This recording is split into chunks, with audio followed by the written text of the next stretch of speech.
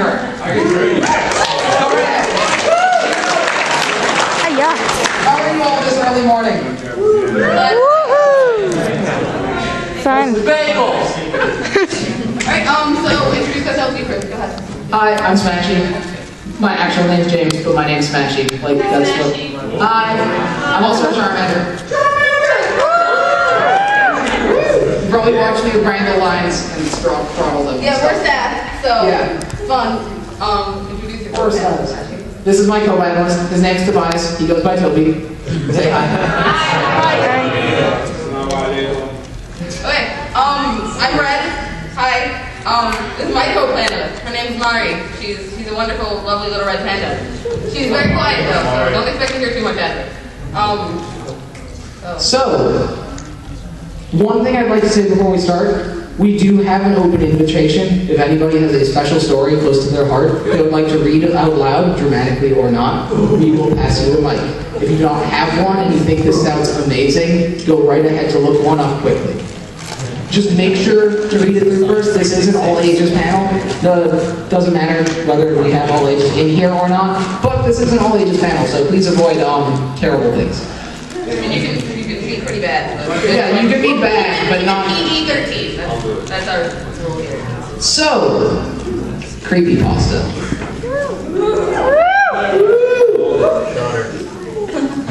They are a mystery.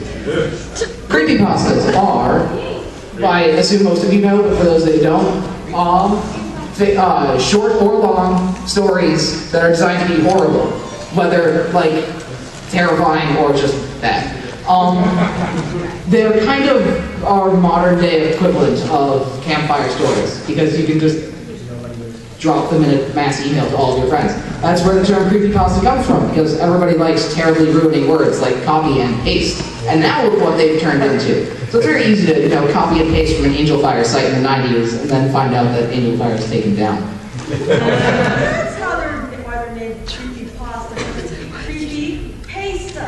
Exactly. It actually comes from copypastas, which were just general, like, copy-paste, random, terrible stories that weren't scary, and then creepypasta, because creepy copypasta. And then they started to be creepy. Some, popular examples being like the stories of children who committed suicide because they were listening to the Lavender Town theme music from Pokemon backwards. You got it? That was one of the best first examples. Ben Drown. And Ben Drown. Yeah, Ben Drown being a story about a copy of Majora's Mask for the N64 that was cursed, and the person who had it before died. And if you've ever heard someone, this was a bad idea, yeah. It might be that was a bad idea. I don't know. We're in the show, Marjorie. It's okay, no shame here. Okay, so, before we start reading stories, raise your hand. What do you guys like best about creepypastas? They're scary. Scary. They either have to be ridiculously scary or ridiculously stupid. Or ridiculously big. Or ridiculously anything. They pretty much have to be ridiculous. Can we agree on that? Yeah. Pretty much. Okay, good. That looks like a lot of nods of approval. I like that. Question, purple sugar. Or not question, but anything purple sugar. Go ahead. They are great to sit down and listen to and just get stuff done. But terrible idea in the dark because it's like.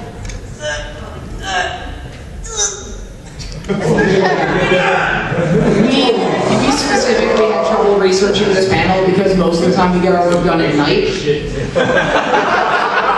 And so we would start researching, and then very quickly we would stop researching, and then we would go find something to cuddle with. Front row. Yes, I need creepypasta with hyper-realistic blood. Yeah. The more the better. Yes. Absolutely. Right there. I'm sorry to point. That's the names. What's really nice about creepypastas are the fact that they kind of fuel my own imagination to make myself feel utterly scared out of my mind. And it has to be really, really good because I'll know when it's good because I'll start imagining what is going on and embellish on it myself and I get freaked freak out enough. It's just embellishment. Yeah. Yeah, a year ago at Katsucon last year, I was scared totally out of my wits by one that she shared with me. Which I will read to you guys because it is short and it is beautiful and I love it. Can I read Jack the Killer?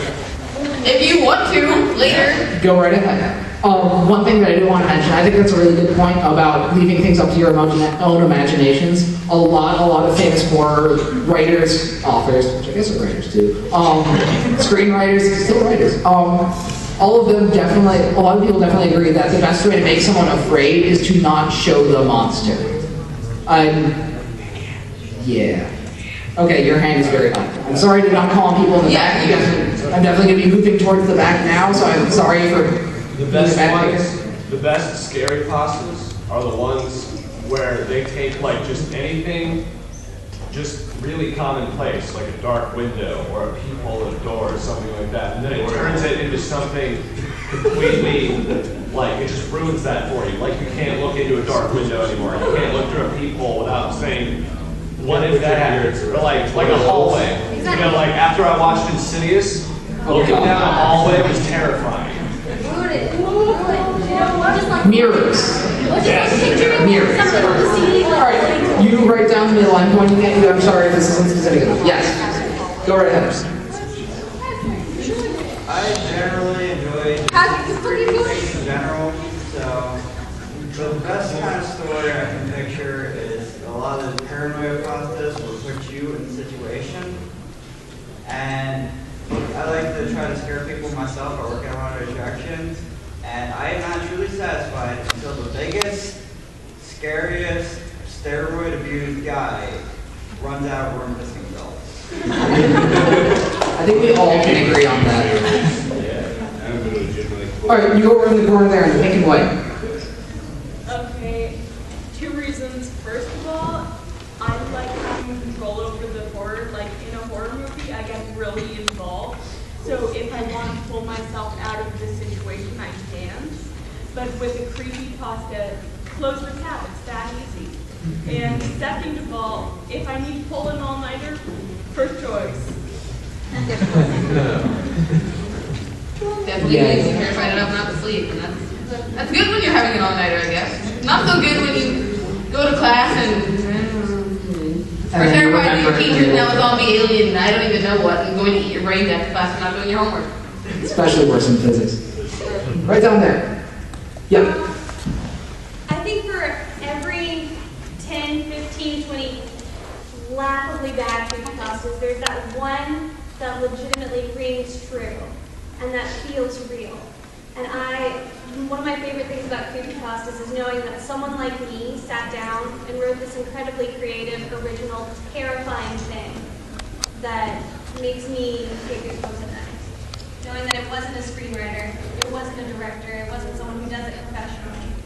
It's someone who sits at home behind their computer desk and is doing their homework and then writes this on the side. And I think that's great.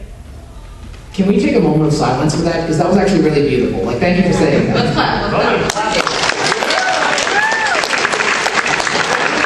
Hold your clap. I very much wholeheartedly agree with that. I mean, okay, one more. No, again. I very much agree with that. I'm a hobby writer myself. It's all terrible, but everybody says that about everything ever. And I really like the human aspect, and I very much agree. And I will be frank, I did not really think of that much, and I am touched by that now, because you made me think of something new. Thank you for that. You have that one pasta that you wrote that isn't a creepypasta, but it's totally a creepypasta. And you should look that up while I talk. Okay. The one that's on your Google Doc. Oh God, I know that. Oh God, what are you talking about? Do it. Do it. It is amazing. It terrified me. Like, I was like, no. And I didn't even realize what it was because he had the document named something like it sounds school related. So I'm just browsing through his Google Docs. I'm like, oh, what's this? Let me look at this. I start reading it. No one's going, oh God, what the hell is happening? This is why you don't browse through other people's Google documents. No, it isn't. All right, so you look for that. I want to tell you this beautiful story from last year at Katsucon. Creepypasta related, not related to anything actually. I was sitting outside this very room. True story. I was manning the doors, reading creepypastas on my phone, sitting there reading for about 20 minutes. All of a sudden I just hear this. My phone screen cracks.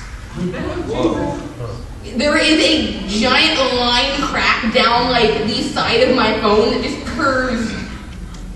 It didn't get dropped, it didn't get anything. I was browsing, I scrolled, and it cracked. You're saying creepypasta ripped your phone? Yes. Creepypasta broke my phone, and now this room is to death because of it. That's why the light keeps flickering. I'm gonna have to find a screen protector against creepypasta. Yeah. Make sure it has like an indents of Holy water. talismans, yeah. I know they make those like etched screen protectors. I had ones with dragons on them. Definitely get ones with holy symbols. Protect your phone. Picture of Jesus on the corner. Yes, you. Yeah. I actually have a similar story. The first time I was reading Pokemon Black, I wasn't terribly freaked out at first, and then the power in my house cut out. And I was like, oh no. Rushed to my parents' room and found out what happened, and I was like, okay, this is not related, but I'm just gonna call it quits for the night. Yeah, that. I definitely would be done for the night. Okay, I'm going to people you're looking. Does anyone, people. Does anybody have any like short pastas that they want to share while he's? Okay. You want to come get a mic? Yeah. Grab that. Yeah. Oh yeah. Okay. You can have a flashlight with facial and This is like really short. Okay.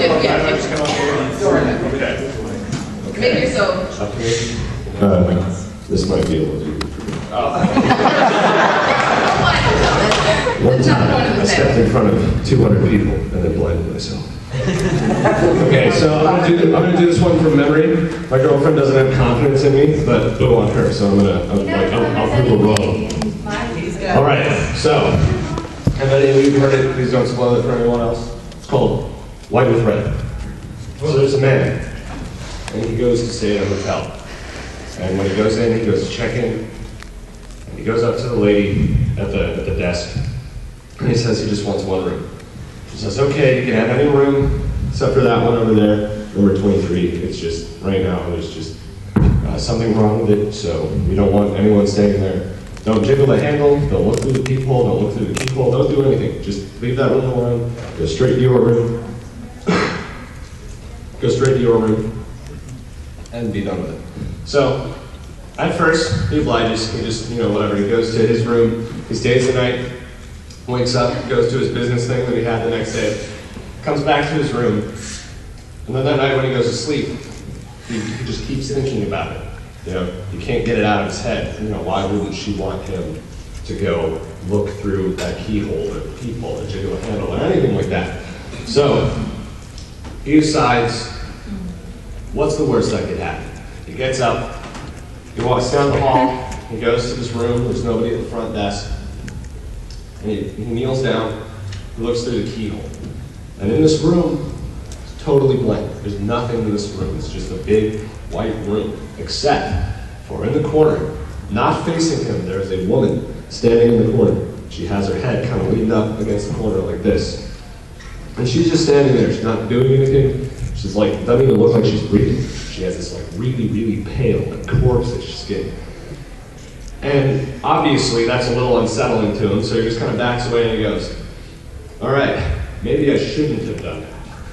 Goes back to sleep. It takes him a while, but he goes back to his room, he goes back to sleep. Wakes up the next day, and for some reason, he's enticed to go repeat the same action. He goes and does the same thing. He looks through this keyhole again on his way out of the hotel. But this time, everything's red. There's just nothing. Like, it's just nothing but red. You can't see anything in the room, no distinct features, no details, nothing. It's just red. So he gets up and he thinks, okay, maybe I was just really tired. I was filling my head with a bunch of nonsense and I scared myself last night and made myself hallucinate this really weird, dead-looking woman standing in the corner. So he walks up to the counter and he hands in his key and he says, so what's wrong with room number 23? Like, I don't get it. She says, you fucked with it, didn't you? Oh, sorry, you messed with it, didn't you? He's like, yeah, what happened? And she's like, okay, so this used to be an apartment complex till 1 or 2 years ago. And in this apartment complex, there was an albino family, an entire albino family. And one day, the woman killed, the mother of the house, killed everyone in the room. So that whole family was murdered, and she killed herself afterward, supposedly. Never really found her body or anything like that. And, you know, it was kind of creepy on top, you know, not only because it was a suicide, it was a murder, supposed suicide, but everyone just had this pale skin and these bright, bright red eyes.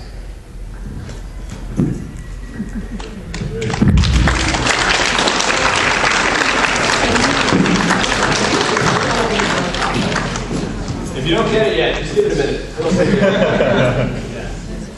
Thank you for that. She was staring at him. Oh God, that's terrifying. She was staring at him. Yeah. Can we get one more round of applause?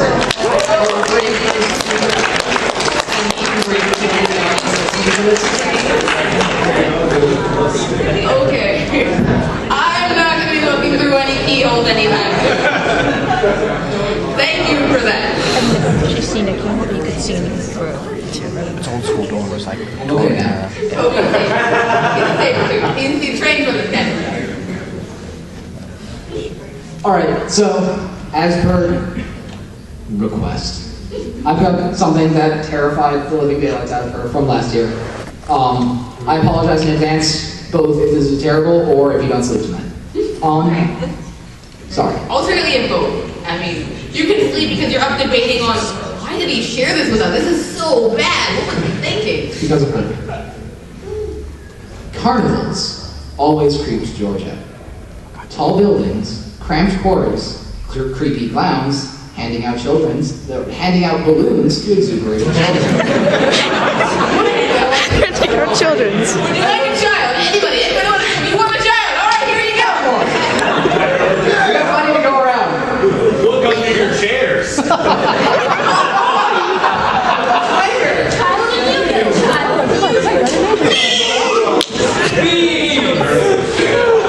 Alright. You want me to read it? Yes. Okay, well, I'm not going to take over reading this. I don't like when you read things. I'm going to terrify myself, so don't mind me. I'm gonna start this over. Carnivals always creep George out. Tall buildings, cramped quarters, creepy clowns handing out balloons to exuberated children. The temporary buildings that are placed around the area like a child has dumped them out of a toy box and then set them up wherever they landed. Now, take that and turn it abandoned. Yeah, cliched, but he found himself going into an abandoned carnival. There was a little bit of wind, just enough to give everything an eerie air.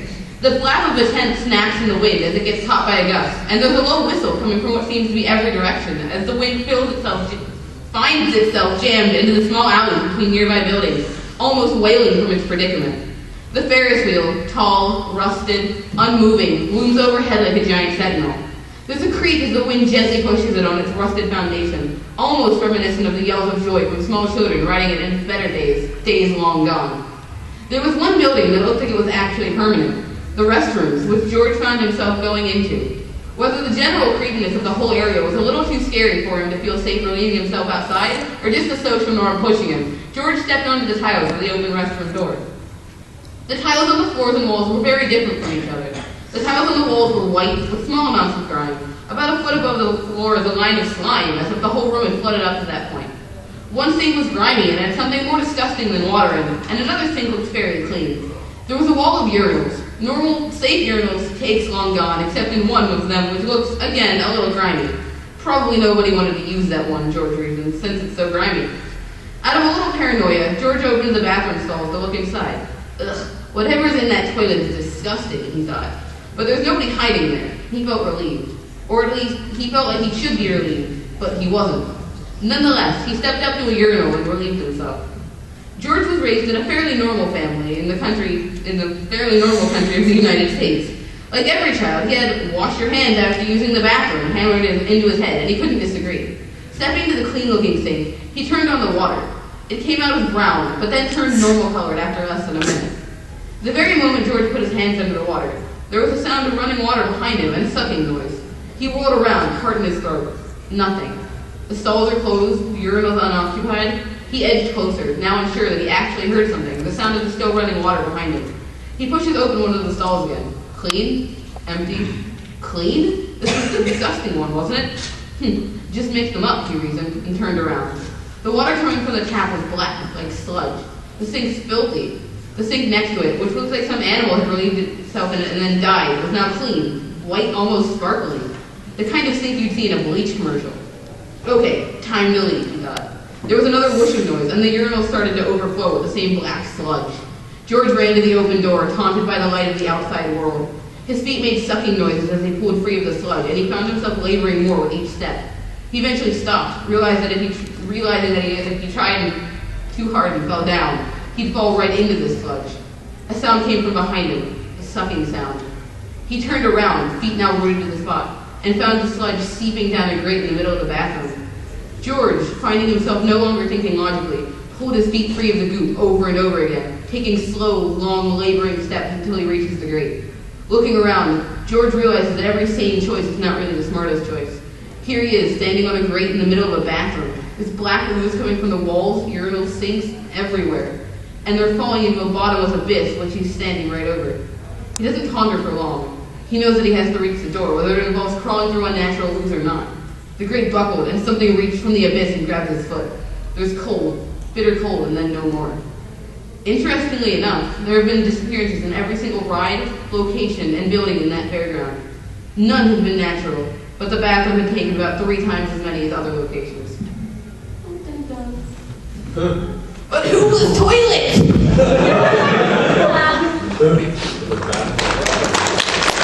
I would clap, but I have things in my hand.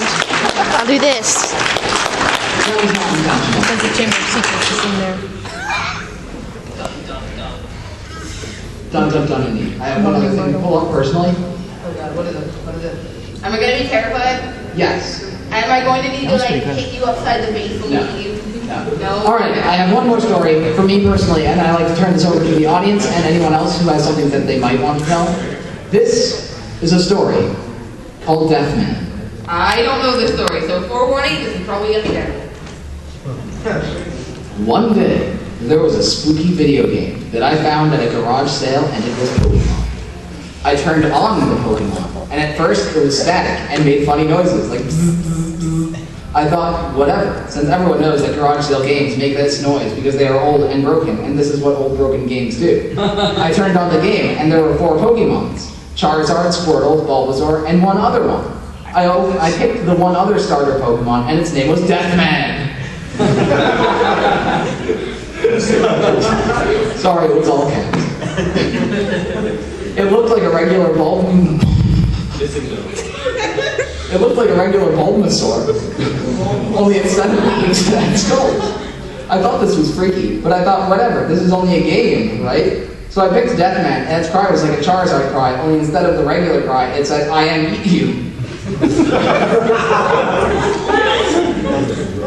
This really made me really scared of the game, so then I went to a Pokemon, and it said to the shopman, buy Pokeballs, but instead it gave me skulls. This was scary. So I then went to the end of the game and got other kinds of Pokemon, and the game was normal, except Gray Oak didn't appear. Instead there was another skull. I beat the game, but instead of it ending normally, it went to another level. There was a scary level, and the music from the Ghost Town played because that is scary music. A man popped up and said, you killed so many Pokemons, you shouldn't feel guilty. But I said, lol, you're a game, and shut it off. I went to bed, but in it I had a dream about Deathman, and he shot skulls at me over the music from Ghostland, played over and over. And all the Pokemons I killed in the game came out and said, ooh, you are bad for killing Pokemons. Then I woke up, but Deathman was still there.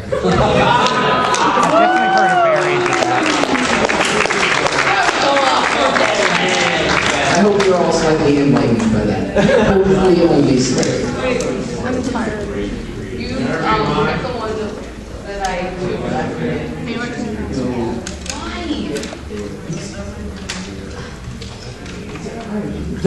Okay, we got a hand in front. Hi. Yes. Okay. Come on. Would you like a flashlight? Can I sit next to you? Yes. We've got a chair in the middle. We'll hold you if you need it. We'll hug you if you get scared, but don't hug me if I'm really scared. Bad joke. Yeah. Right here, you get the middle. Sorry. Awesome. Hello.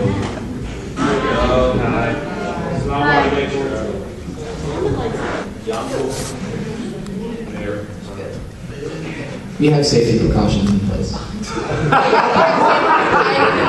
Scary red pandas. That's the most best thing that you can get.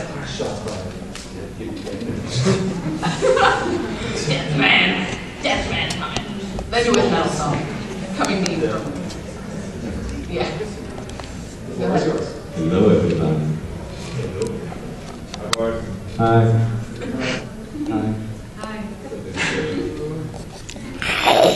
All right, guys.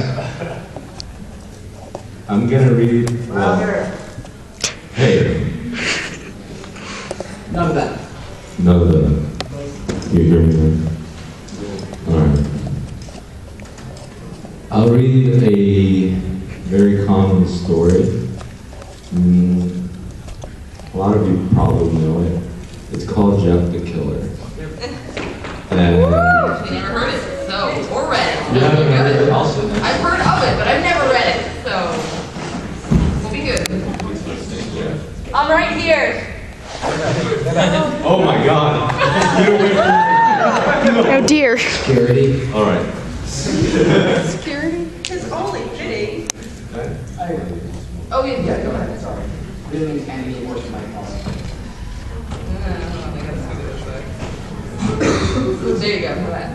We're good at this. We're very good. Whoa.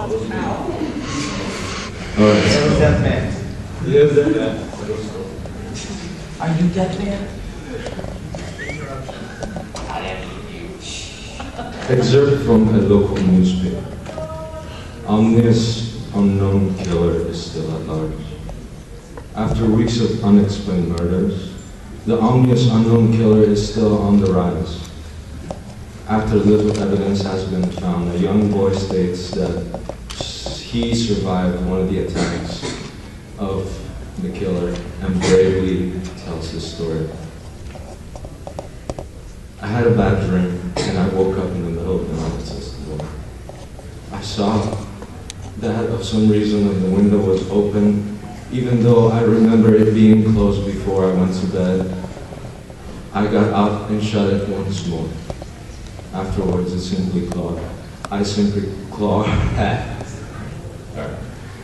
simply crawled under my covers and tried to get back to sleep. That's when I had a strange feeling, like someone was watching me. I looked up and nearly jumped out of my bed. There, in the little ray of light illuminating from between my curtains, were a pair of two eyes. These weren't regular eyes. They were dark, they were ominous eyes. They were bordered in the black and just plain out terrifying me. That's when I saw his mouth. A long, horrendous smile that made every hair on my body stand up. The figure stood there watching me. Finally, after what it seemed forever, he said it. A simple phrase, but in a way only a madman could speak. He said, "Go to sleep." I let out a scream. That's what I sent him at me. He pulled out the knife, aiming at my heart. He jumped on top of my bed. I fought him back. I kicked and I punched. I rolled around trying to knock him off of me. That's when my dad busted in. The man threw the knife. It went into my dad's shoulder. The man probably would have finished him off if one of the neighbors hadn't alerted the police. They drove into the parking lot and ran toward the door.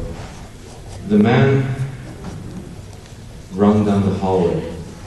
I heard a smash like glass breaking. As I came out of my room, I saw the window that was pointed towards the back of my house was broken. I looked out to see him vanish into the distance, and I can tell you one thing. I will never forget that face.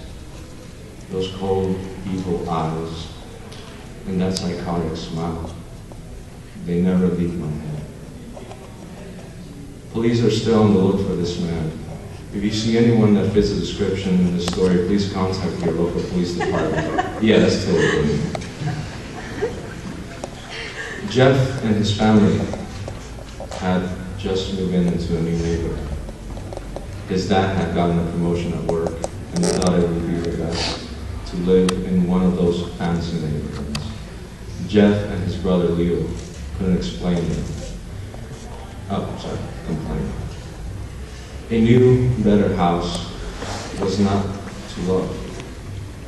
As they were getting unpacked, one of the neighbors came up. "Hello," he said. "I'm Barbara. I live across the street from you. Well, I just wanted to introduce myself and introduce my son." She turned around and her son over. "Billy, these are our new neighbors." Billy said hi and ran back to play in his yard. "Well," said Jeff's mom, "I'm Margaret, and this is my husband Peter, and my two sons, Jeff and Leo." They each introduced themselves, and then Barbara invited them to her son's birthday. Jeff and his mother were about to object when their mother said that they would love to.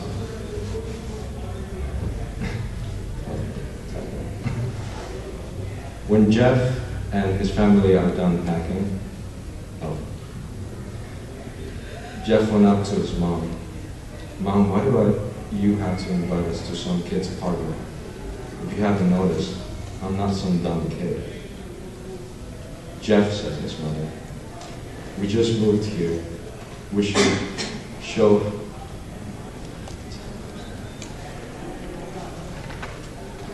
that we want to spend time with our neighbors. Now we're going to that party, and that's fine." Jeff started to talk but stopped himself, knowing that he couldn't do anything. Whenever his mom said something, it was fine. He walked up to his room, plopped down on his bed. He sat there looking at the ceiling, and suddenly he got a weird feeling. Not much a pain, but a weird feeling. He dismissed it as it was just some random feeling. He heard his mother calling him down to get his stuff. He walked down to get it. The next day, Jeff walked down the stairs to get breakfast and got ready for school. As he sat there eating his breakfast, he once again got that feeling. This time it was stronger. It gave him a slight tugging pain, but he once again dismissed it. As he and Leo finished breakfast, they walked down on the bus stop. They sat there waiting for the bus, and then all of a sudden, some kid on a skateboard jumped over to them. Only inches above their laps, they both jumped back in surprise. "Hey, what the hell?"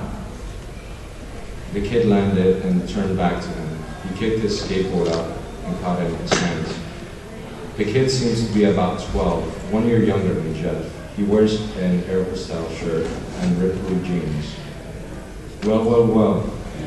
Looks like we got some new meat." Suddenly, two other kids appeared. One was super skinny and the other was huge. "Well, since you're new here, I'd like to introduce ourselves. Over there is Keith." Jeff and Leo looked over at the skinny kid. He had a dopey face that you wouldn't expect a sad kid to have. "And he's Troy." They looked over at the fat kid. Talk about a tub of lard. This kid looked like he hadn't exercised since he was crawling. "And I," said the first kid, "I'm Randy." Now, all of the kids in the neighborhood, there is a small price for bus fare, if you catch my drift. Leo stood up, ready to punch the lights out of the kid's eyes, when one of his friends pulled a knife on him. "Tisk, tisk, tisk. I really hope you wouldn't have been more cooperative, but it seems you must do this the hard way."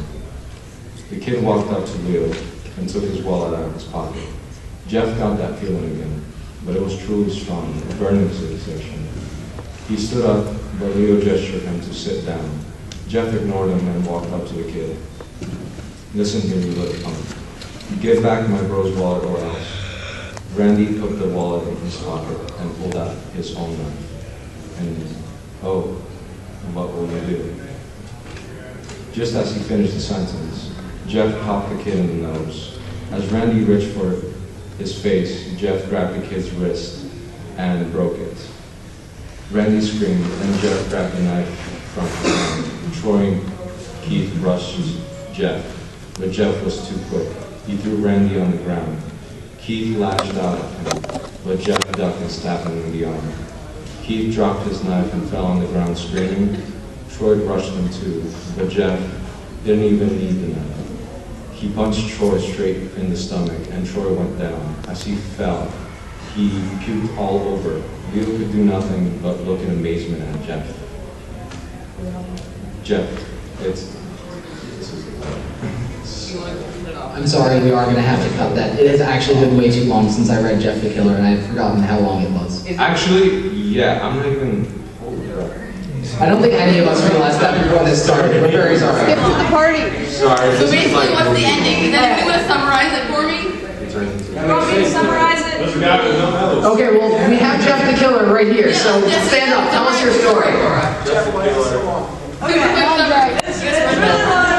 Alright, so basically, what happens? Do you want me to come down? You can reenact this. Do we have any knives? I don't have any knives. Hey, kill this little thing. No! There were knives involved. There was let's see, alright, the rest of the story goes. Jeff stabs the bully people. And eventually the police show up at his house.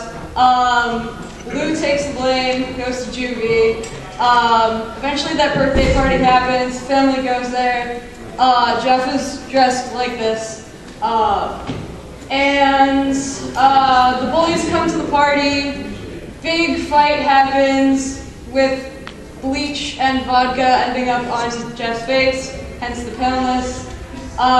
And he gets lit on fire. And a bunch of stuff happens that dwarfs him. He goes to the hospital and he's permanently deformed. He goes home and he cuts his face, hence the giant smile, burns his eyelids off so he never blinks, and that's basically the rest of it. Thank you. Yeah. Then it goes to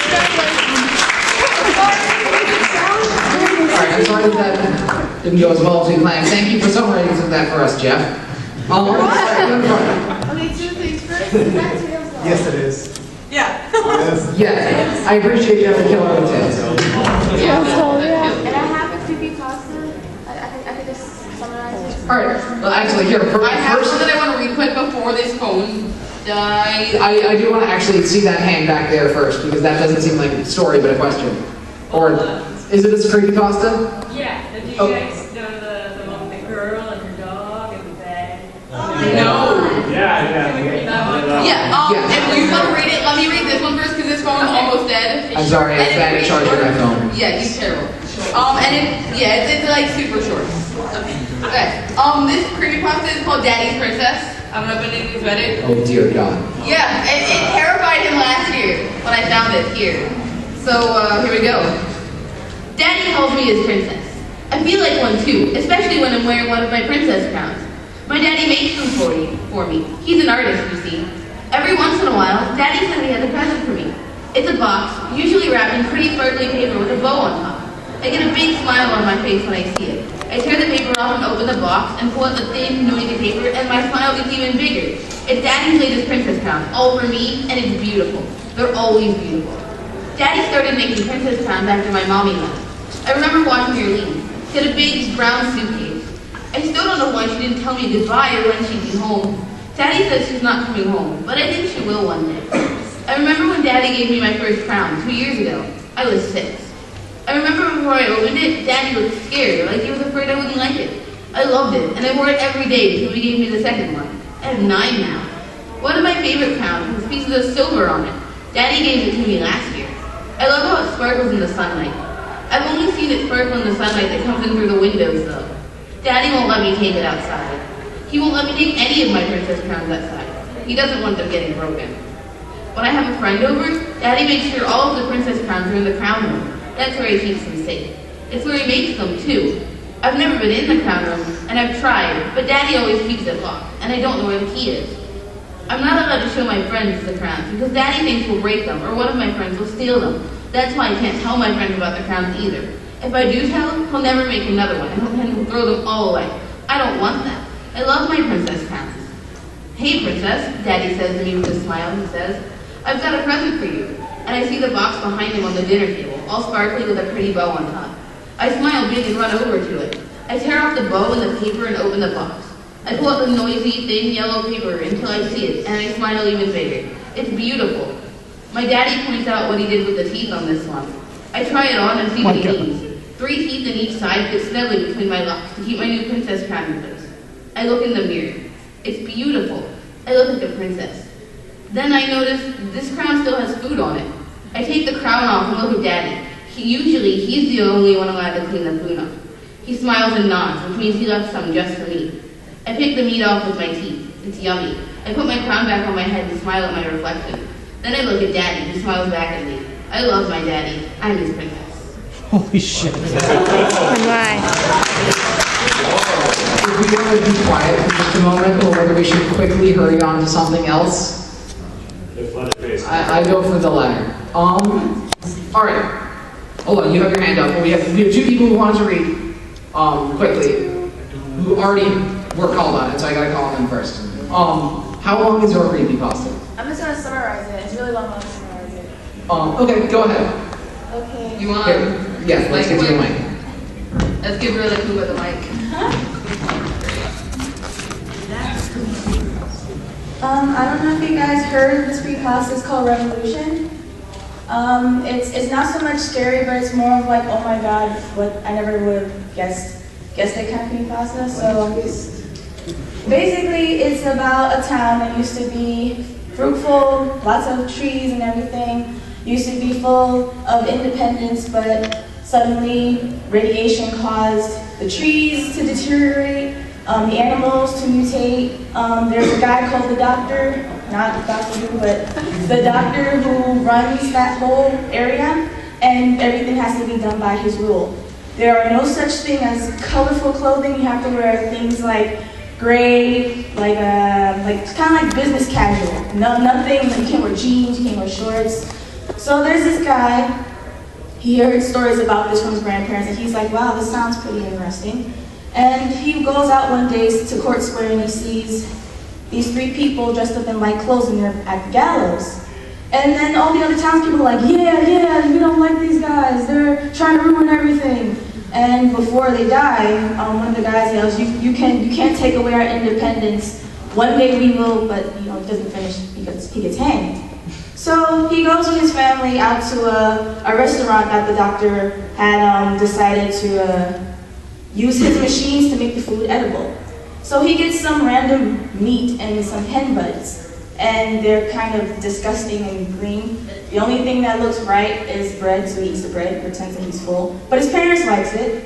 So he goes to bed, and he's like, wait, you know what? I'm thinking about what my grandparents said. I should try and, make a statement. I'm gonna do that tomorrow. So what he does is he goes to Court Square, he has a giant gray overcoat on, and he's looking around for his moment. He's like, I'm going to do this at 11:55. So 11:55 hits, he stands on his little soapbox, take off his overcoat, and underneath it he has white pants, a yellow shirt, and a red top hat. And he says, attention everyone, we can all be independent, we can all do what we want, we can be creative. Then the police comes, of course, and they're walking slowly toward him, so he's trying to hurry up and get his message across. And he's continuing to talk and, with his megaphone. Then the cops come, take his megaphone and punches him off of his little soapbox, and he gets dragged off to the doctor to get rehabilitated. So a week passes, and then there's a guy sitting down in this restaurant. He orders the same thing, the hen buds and the meat, and he's like, okay, this is kind of weird. I've never been in this place before. Why is there green meat and random hen buds that look totally disgusting? So he's trying his best to enjoy it, and then he sees somebody walk into the restaurant, and he sees the same kid who was doing the whole soapbox thing. And the kid is just standing right here. The guy's eating, he's just staring at him. So the guy's like, how you doing? He's like, I'm fine. And he's like, oh, okay, that's cool. And then the guy notices that the customer's not eating his food. And he's like, why aren't you eating it? He's like, why would I eat it? Who are you anyway? He goes, I'm Sam I Am, and I like green eggs and ham.